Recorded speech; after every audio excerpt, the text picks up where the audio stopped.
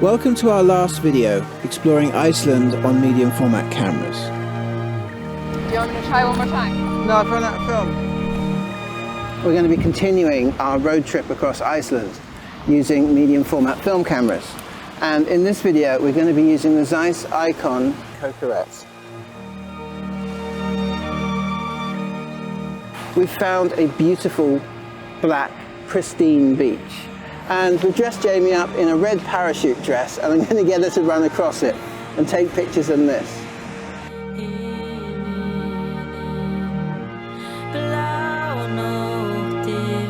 It's quite a challenge. I keep getting the shutter cocking lever and the shutter release lever mixed up, but I'm slowly getting used to that.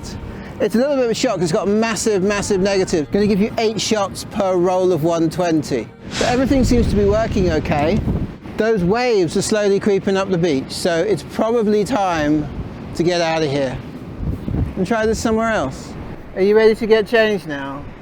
Okay. It's cold. It's cold. The Zeiss Ikon Cocarette is a folding bed and bellows medium format film camera manufactured by Zeiss Ikon in Germany and produced between 1926 and 1930. During its run, the Cocarette had a whopping 64 different lens and shutter combinations. Mine has a Compour shutter and a 105mm Tessar 4.5 lens. The shutter has a maximum speed of 250th of a second.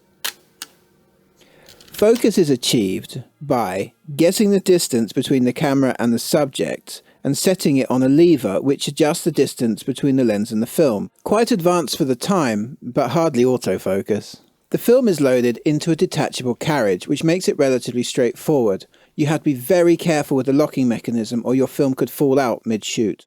The viewfinder is the standard lens and mirror. The Cocarette was a continuation model of the Contessa Nettle, manufactured by Zeiss Ikon after the 1926 amalgamation, when Contessa Nettle was one of the companies brought under the Zeiss Ikon banner. Production lasted from 1926 to 1930, when it was finally superseded by the Super Ikonta. The second location we visited was Seleniafoss, a waterfall that you can walk behind, but our host had suggested that by taking a left away from the main waterfall and the crowds, we could find some really interesting nooks and crannies where we could do a really interesting and cool shoot with a dress that she'd made inspired by caraway seeds. I'd also come up with a plan to completely nail the focus on the Cocarette. What I was going to do was measure the distance given to me by the autofocus on the Canon 5D Mark III. I could then dial that into the lever on the Cocarette and get accurate focus. This would mean I could be much more ambitious with it than I'd been with many of the older cameras before, shooting in lower light with a more open aperture and working closer to my subject.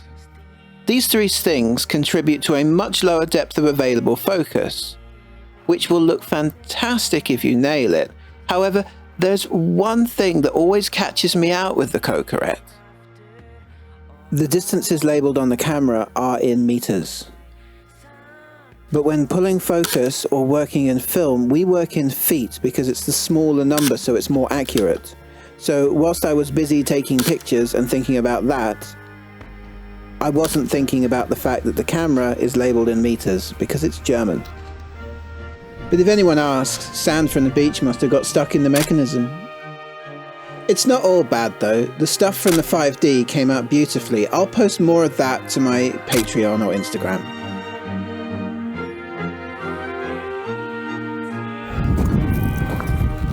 So it's just before dawn on our last day here, and we wanted to try and shoot something at the Honolung hot spring.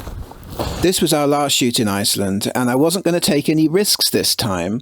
I was shooting much wider with a much more closed down f-stop and taking a bit of a hit on the shutter speed, holding the camera very carefully or using the ground to support it. When using these old cameras, you need to treat them differently.